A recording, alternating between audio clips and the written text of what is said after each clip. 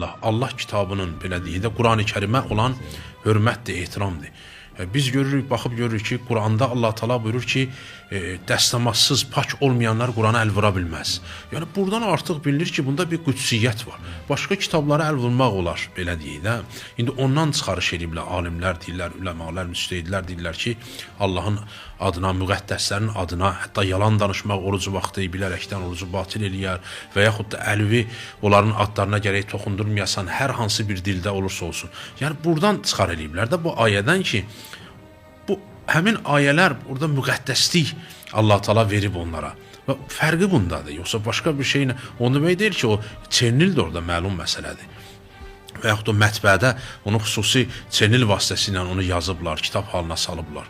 Amma orada olan qüdsiyyət nədir? O Bişir Hafi adında bir şəxs olub, deyirlər, övliyalardan olub. Əvvəl deyirlər, bu əyyaşlıq eləyirmiş. Və bir dəfə əyyaşlıq eləyib qayıdıb gəlirmiş, həmin o yerdən gələndə məst halda olur və görür bir Quran vərəqi yerə düşüb. Bu Quran vərəqin yerdən götürür, Quran yazılar, ayələr yazılan və onu təmizləyir, gəlir evində gözəl bir guşədən onu asır.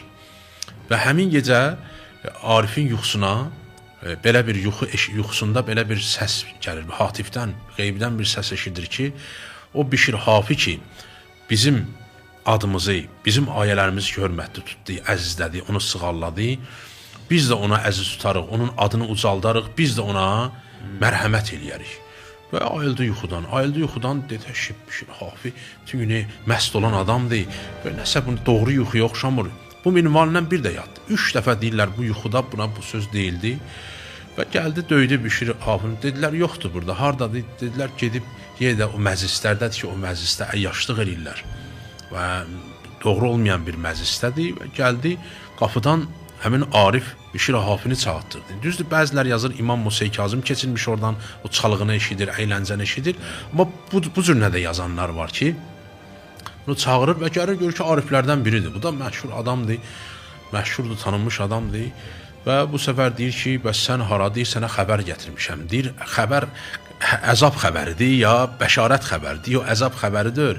Bəs halı qəziyə belə mənə yuxuda deyiblər və gəlmişəm səni mən, belə deyək də, bu qəflətdən oyadım ki, sənin bir məqamın var ki, mənə 3 dəfə sən belə bir yazı, belə bir dedi ki, bəli. Orada ayaqyalın, belə deyək də, ayaqyalın düşür bu Arifin dalıca və gedir, görüşür, hətta dostlarla deyir də, bugündən mən sizinlə qutardım.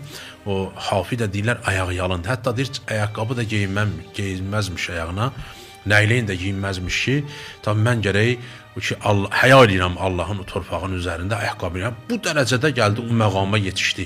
Neynə? Bir dənə Quran ayəsinə, Quran vərəqinə elədiyi ehtirama görə, qoyduğu hörmətə görə. O ki, qalsın bütün Qurana insanı.